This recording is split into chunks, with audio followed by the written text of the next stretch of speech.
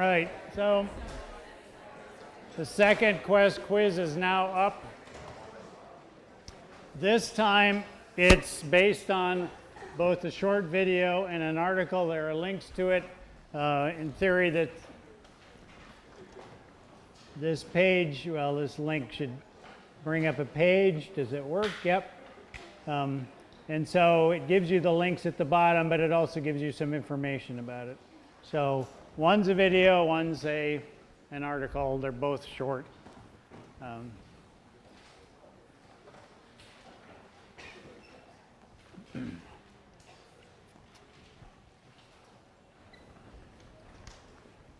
A general, well, going back to last time,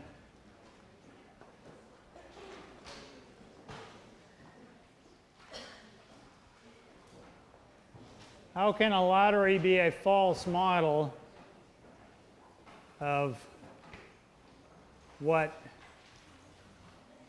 it should be? When you think of a lottery, what do you think of? What kind of process is underlying it? Chance. What? Chance. Chance.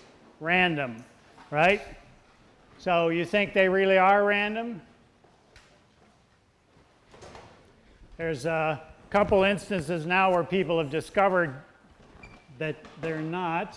Well, some of them aren't. Oops, wrong one. So let's see. So this was an article. It's in Wired. It's actually linked on one of the home pages, but it has to do with this guy who is kind of a statistician and realized, he was doing these scratch-off things apparently, and he figured out some code so he could now sort of pick winning cards very easily, and contacted the company, and the company, I think, eventually did something about it. But basically, the company doesn't necessarily want random because it means they'll pay out a lot more winnings if they're random than if they're not. So they somehow choose numbers, combinations of numbers that are not random for their benefit. And so, if you've got a lot of time on your hands, you might be able to figure out some of these things. Anyway, that link's up there. There was one came up. So this is an example, actually, a couple example of limitations of models. There was a big one, lottery in 1969. Anyone know what that was about? Did it? What? I mean, an actual lottery that affected college students big time, the draft lottery. So up until then, it was kind of at the whim of your draft board, which was, every little town had its own draft board, as to who got chosen to go. And if you were in college, you actually had a deferment, I think it was called.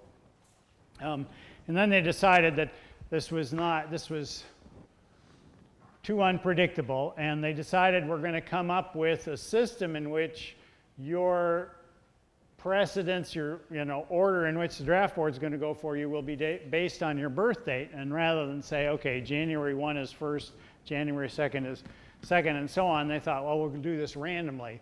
So they had a big thing where they had a drum of numbers or whatever. I guess someone reached inside and pulled out numbers for 366 birth dates possible, and there were a lot of people your age watching it at the time. And it turned out, after the fact, once they had the numbers out, they realized that it wasn't quite a very random one, and if your birth date was in December, that was kind of not a good thing unless you were looking forward to a free trip to Southeast Asia. So, so anyway, that was sort of a very memorable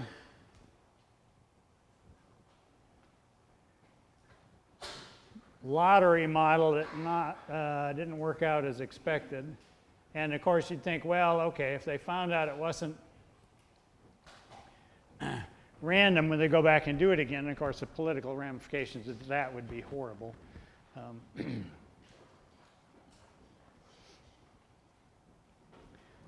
So today is the first lecture where we go into specific implementations of models and limitations, and I'm going to talk about condom testing, right?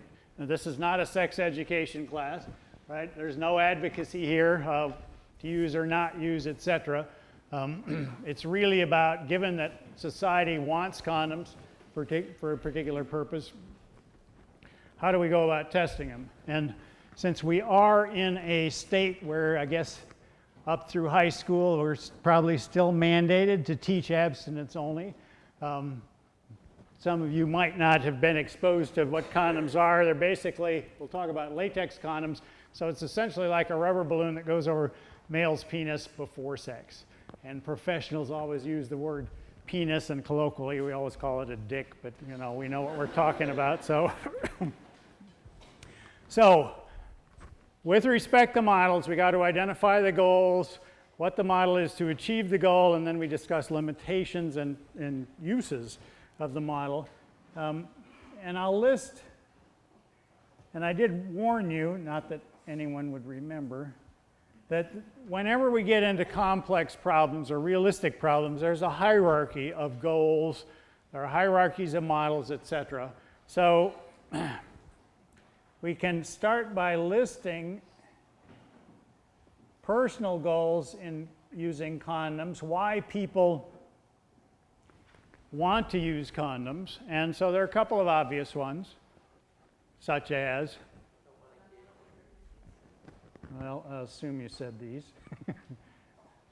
Avoid pregnancy. There's something like, I don't know if this number is still current, but 12% failure rate per couple. And I don't know whether that statistic is over a month, over a year, whatever. It's a stunning rate. And perhaps most of it, but at least some of it, is due to incompetence.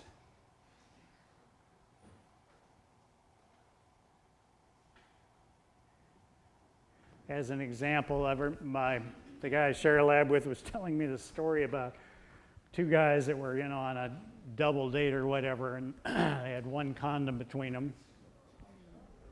Yeah, look. And it's going to get worse, right? So first guy used the condom, gave it to the other guy, and he decided to turn the condom inside out. So she got pregnant with the first guy's sperm anyway. You got to kind of wonder, if it's possible to be born without any neurons at all. So I don't know whether that would be considered a failure of the condom or not, but certainly a failure of brain functioning. But, it does illustrate, by the way, that when you get in these situations, logic doesn't always dominate what your actions are. So, avoid STDs. And there's something like 12 million new STD transmissions per year in the U.S.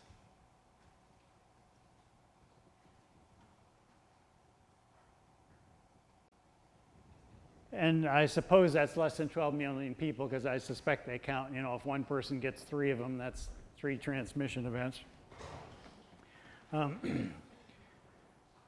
Of people with multiple partners,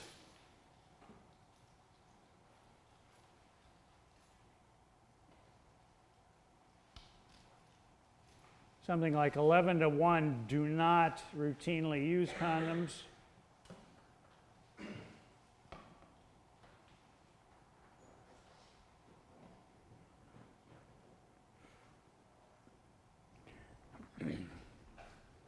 And then there's a third goal that was absolutely obvious for anyone using them, and that is you don't want much loss of sensation. Well, your goal would be not any loss, but good luck.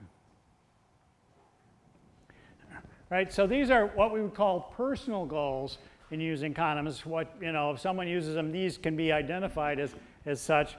If you're going to make condoms, and this is where the government's going to get into, if you're worried about making things to satisfy these personal goals, then you have some manufacturing goals that are related to but different. So you want them to be durable. which means not break. B, you want small pore size, no STD or sperm passage.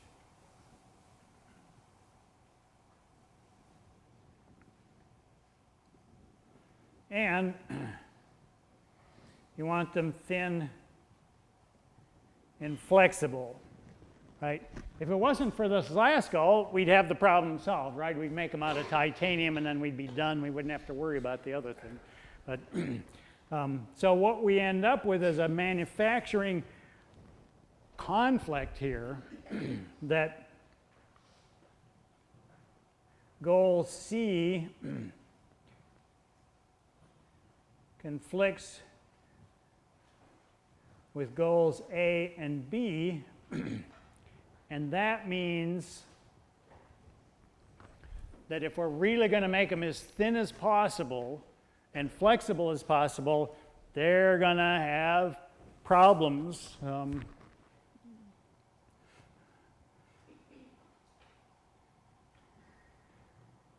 Will not be easy to satisfy all three at once.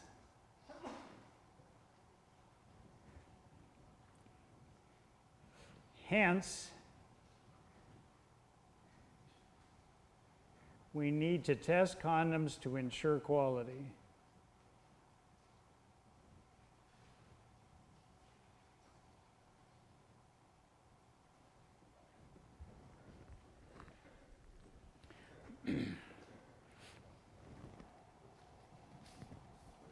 So that's where we're at. These are our goals. Yep.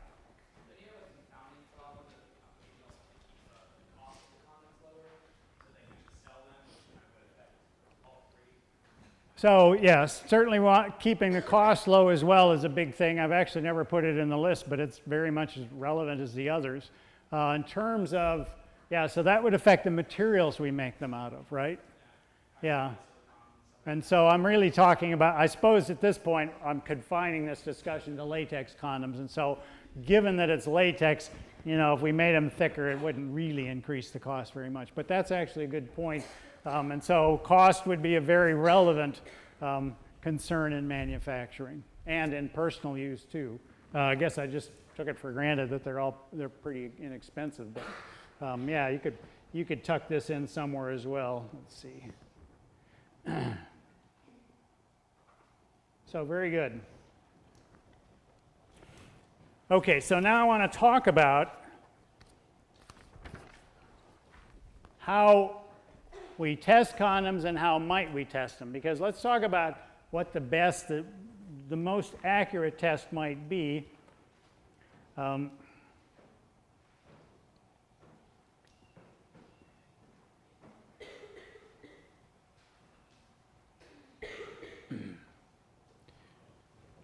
So initially, if we just think about it, don't worry about the convenience ethical issues.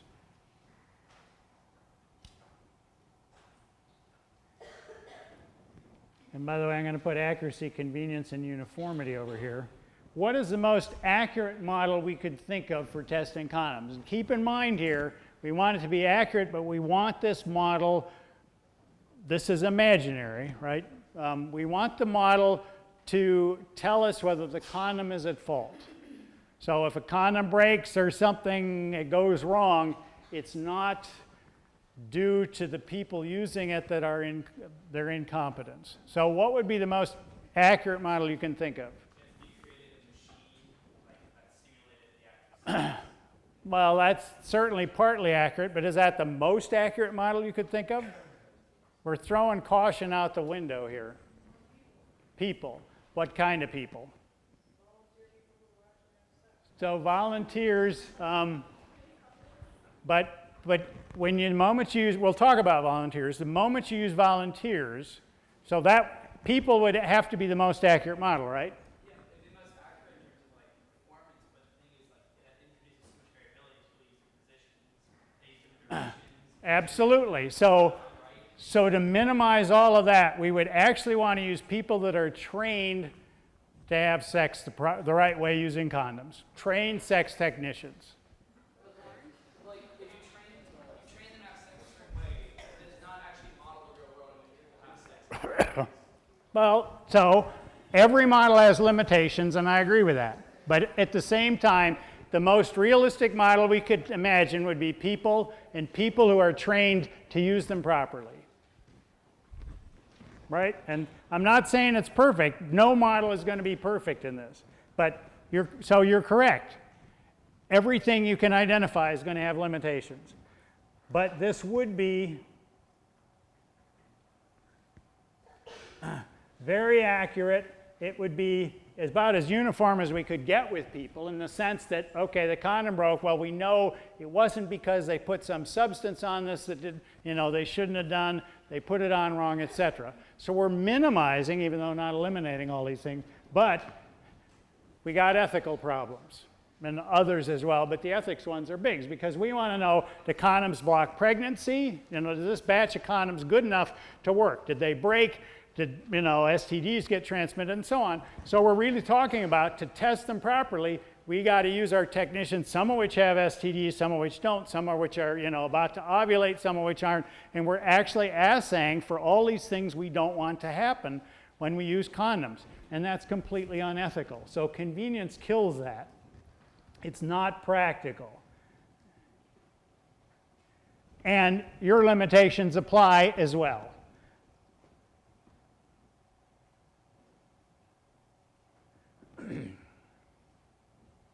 So that leaves us with what is practical and volunteers, so I can bullet these or number them, whatever.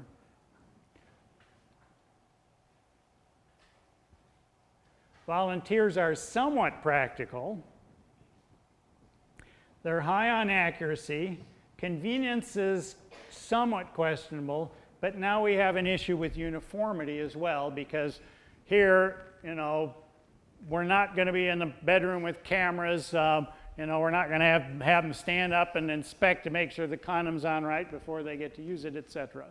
Right? So there are all these unknowns, and uniformity's down the tube.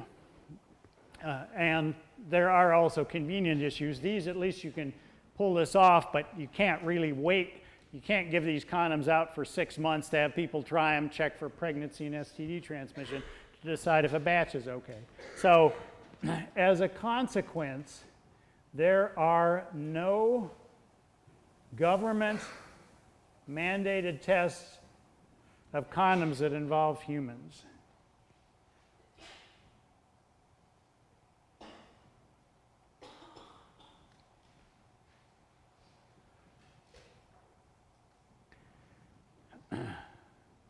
Which brings us to mechanical tests.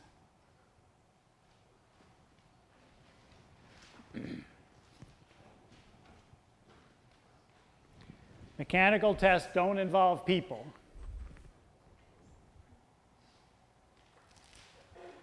Well, they do not use people, I should say. Actually, people conduct them. And there's a whole string of them.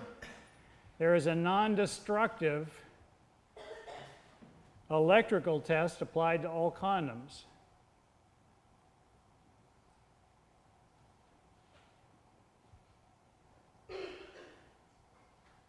Before it is wrapped, right? So you got this metal dildo that's dipped into latex, it dries, dipped again, and then to make sure there are no holes, they'll dip it into a salt solution, apply some current to it, and ask, does current get through? If current gets through, it means that there's some kind of gap where the salt water is directly in contact with the metal.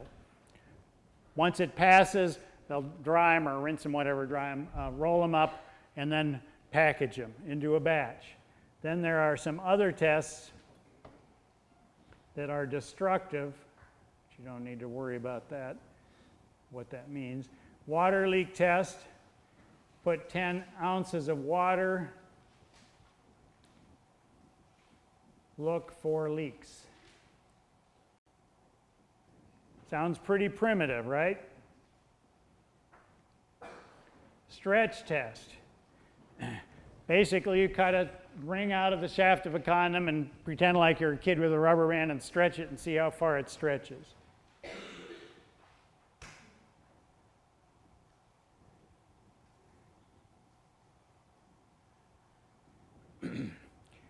And the last one I'll talk about is the Airburst test.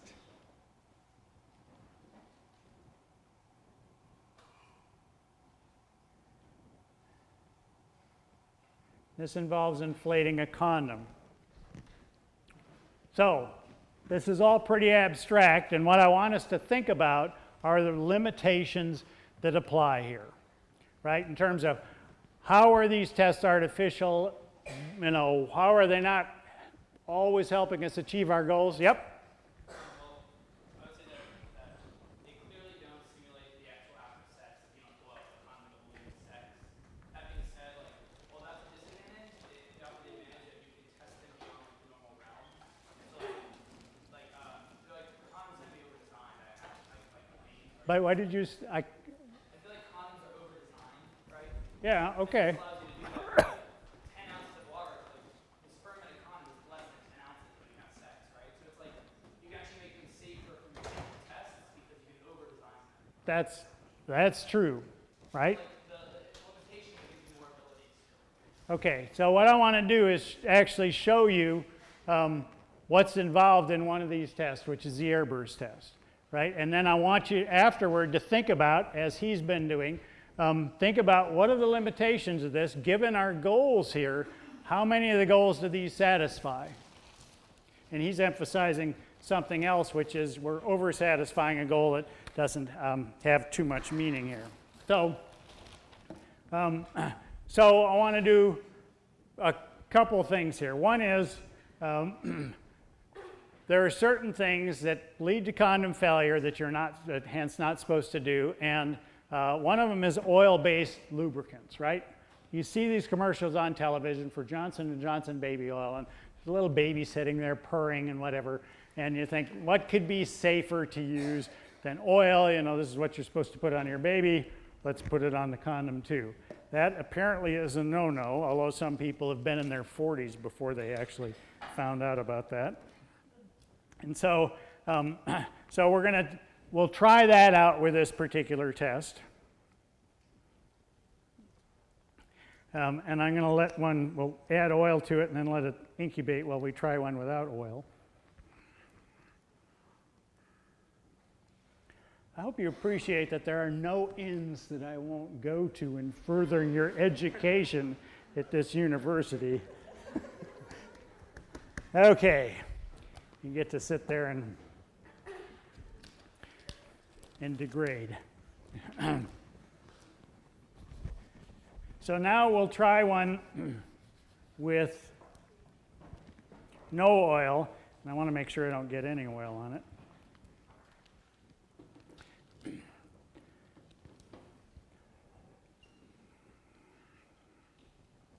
It's always better to do these to test without lubrication, but I think I got these at the student health building or whatever many years ago, and it was, I didn't have the option of buying 5. I had to buy 500 or something like that, which I assured them was overkill for someone my age, but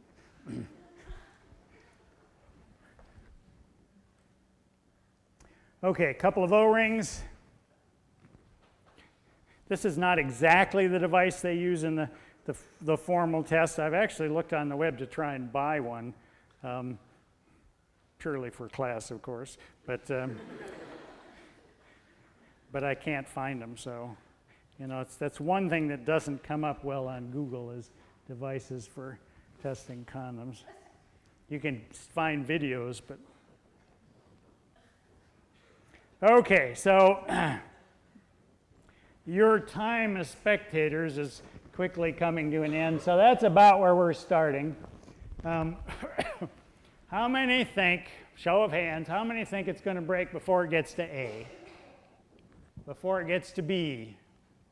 Before it gets to C? Before it gets to D? After D? What are A, B, C, and D? The lines. Of the line? The lines, yeah. did you feel like left out here? Do you want to?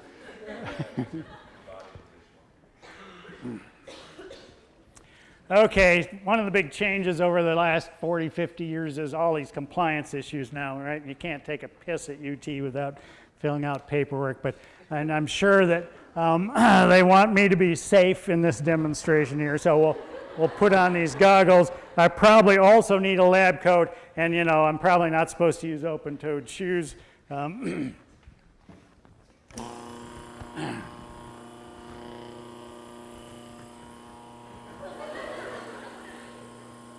Why are you laughing? Right? You live in a society where this is your government's idea of sex.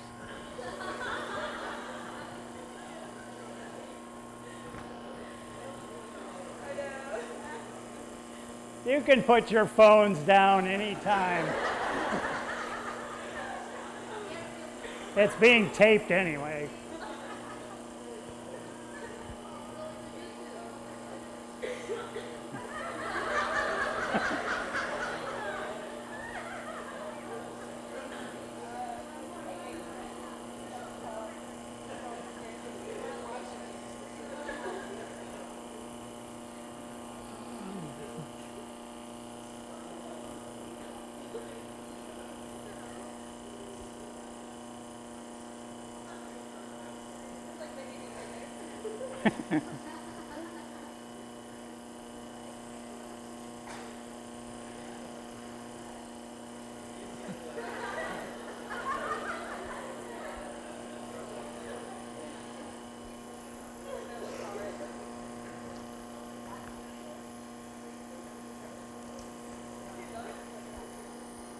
Okay, it got past D, right?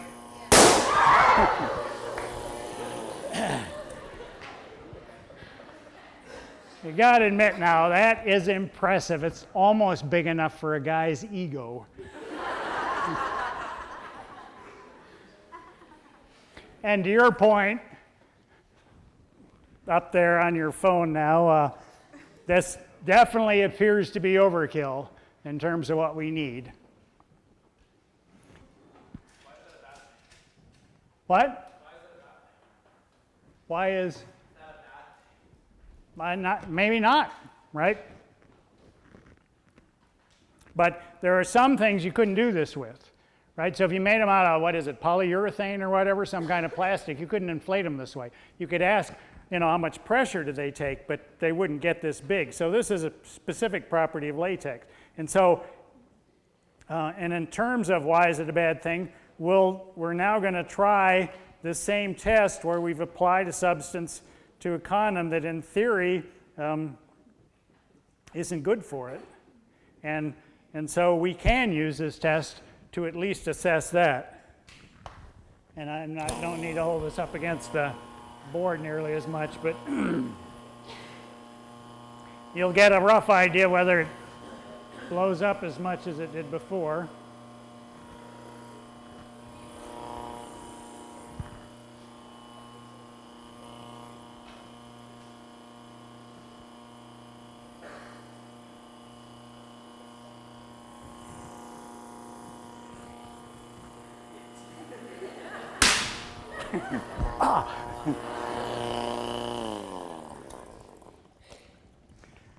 I often wonder what people think when they come in after this lecture, but yeah.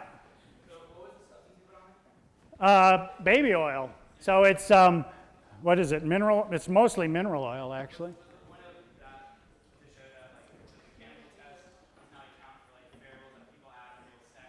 Actually, the point of this was to show that this mechanical test can actually can be useful under some circumstances. So it helped us identify that the condom integrity is not the same when we've challenged it with, in this case, mineral oil.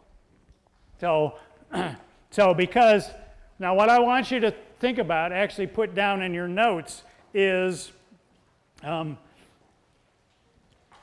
want you to think about the limitations of this test for any of the goals we listed. So just start writing down, thinking about, okay, what does this do? What does this, in particular, what if we're using condoms for any of these goals, how is this test not helping us achieve these goals? How is it flawed? And then I'll put up a poll thing, and you can write some down, or you can submit them as text. How's the test flawed? How's the test flawed? How, it's not so much that the test is flawed, but if we're using this, let me ask one question first, and then we'll follow on that. So, polls.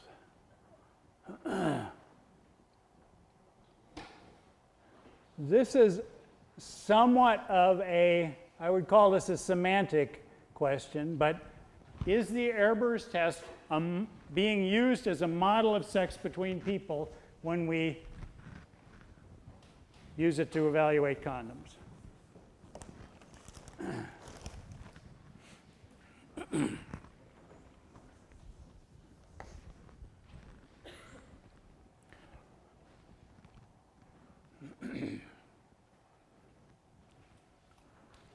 And then we're going to go to let you talk about limitations. But this is, it's almost definitional, but I want this to sort of be on the same wavelength here.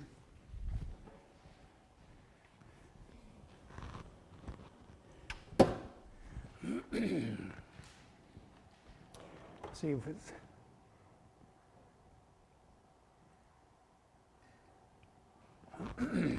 Okay, same as last hour. And most of you are wrong. Because when we talk, we're using a model. All I'm asking here when I say is it used as a model of sex, if our goal is condom quality during sex, and we're using something to help us assess that, however imperfect it is, then kind of by definition, we're using it as a model of whatever that final goal is. So the answer here should be yes. We are using the Airburst test as a model of sex between people because we don't really care whether it holds 17 liters of air or not before it breaks, right? We care about what the performance is during sex. And in that sense, if we're using something really artificial to help us answer that question, or at least think we're helping answer that question, then we're calling it a model of, in this case, sex between people.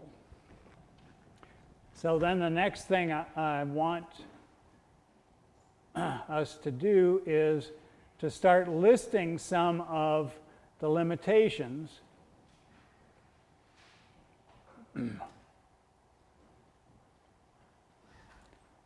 So given, this is what I wanted you to be writing in your notes, and you should easily be able to come up with a half a dozen of them. But what are, and this is where you text in something. Hopefully no references to my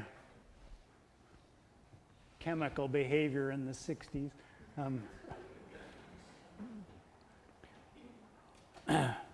But now let's start thinking about why is this test not 100% useful, which is going to help us understand sort of the bigger picture here. Okay, friction, not how people aren't using it, but we can be more specific than that, which is to say it doesn't reflect the actual environment, the friction, the pressure, etc.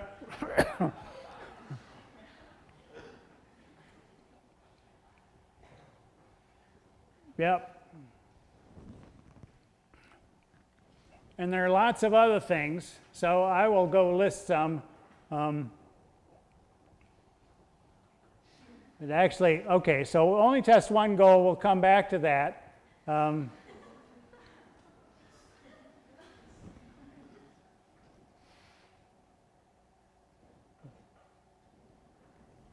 So all of these are, nearly all of them, are dead on, right?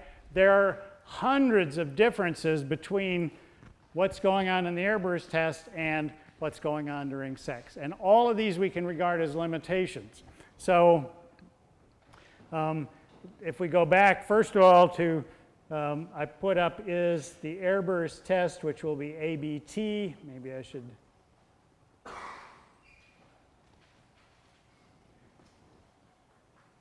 used as a model of sex between, that word is between, so it's BW with a slash, people, the answer is yes.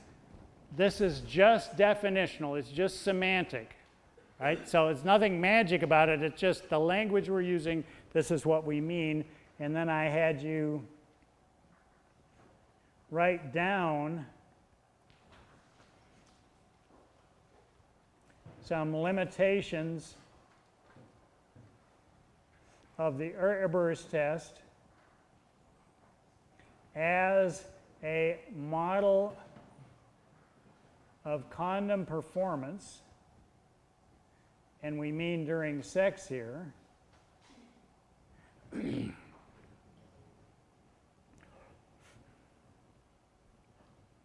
And now what I want to start doing is relating it to the goals from above. So not all of these were mentioned, but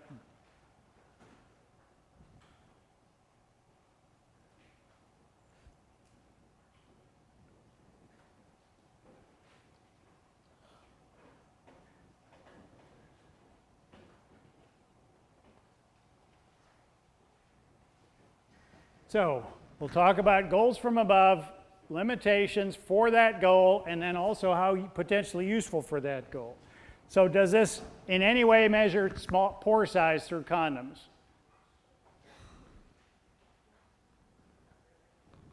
Right? I mean, you know, something the size that an arrow shot through it, you'd pick it up. But in terms of microscopic pores, wouldn't pick it up at all. So, so if the goal was no small pores,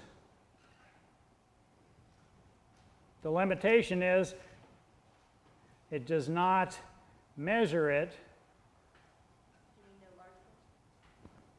Oh, yeah, well, you can think of it as either way. We don't want pores, period. Maybe just say no pores, how's that? Does not measure, how useful? It is not useful for that. We have a goal of maintain sensation. Does not measure that. We would say it's not at all possibly useful for that.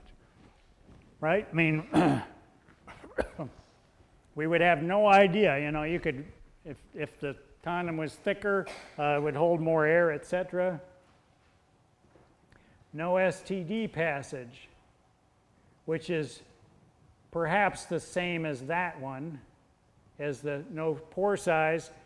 We don't measure that. It's not useful there. But we have a manufacturing goal of durability, which means not break. And in that sense, it is, we can say it's useful in that it gives an overall measure of condom integrity.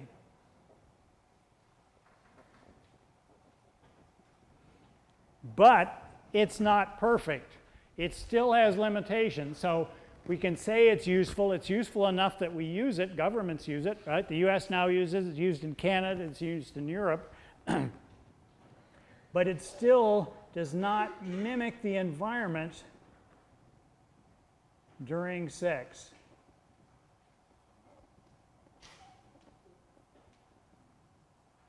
Right? There are no fluids, there's no pressure on it the same way, no friction, pH is different, etc. So there are lots of differences, and so it's kind of this overall feeling of, well, if it, you know, holds that much air, it's probably okay, but you know, by and large, it's nonetheless limited that way.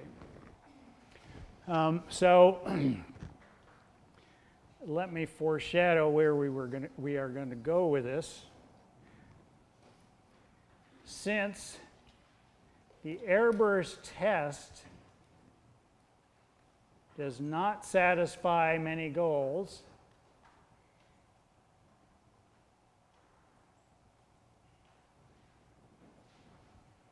what do?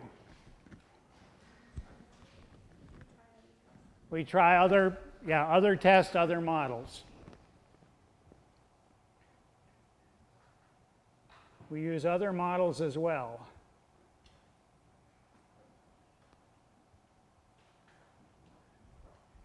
E.g., oops, I guess the periods go there. The water leak test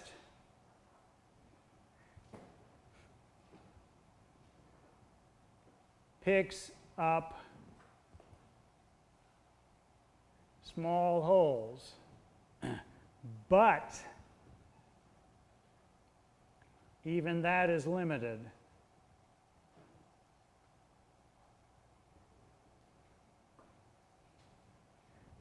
So here is a scale model. So it's thought that the water leak test can pick up holes that are 5 microns or bigger. The number means nothing to you, and it will forever stay that way. Here is a scale model of a 5 micron hole. We've drawn it as a circle. Circle, of course, isn't the way it would be, you know, if there was a hole in a condom that was 5 microns, it wouldn't be nice and smooth like that. It'd be jagged, etc. And there'd be all kinds of issues like electrostatic forces, etc. But just as a scale model, relative to a 5 micron hole, here are 2 sizes of bacteria. This would be the clap. Chlamydia is another one, right? They could swim through there, right? If it was a nice round 5 micron hole. And these are viruses over here, herpes, HIV, hepatitis B, etc. So if condoms had pores in them that were 4 microns or 3 microns, we wouldn't pick it up with a water leak test, and they'd be big enough in theory for these agents to go through in the absence of other physical things preventing it. So we, and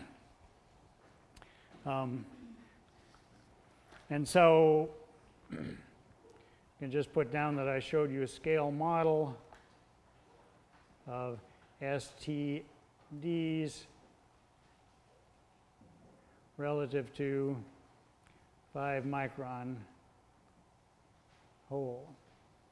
So once again, we're up against this issue of we got all these tests, we got multiple tests to try, and none of them are perfect. Some of them are not even close to perfect, but we use overlapping models to try and deal with imperfections of one test by applying a different one. That's where I'm quitting today, and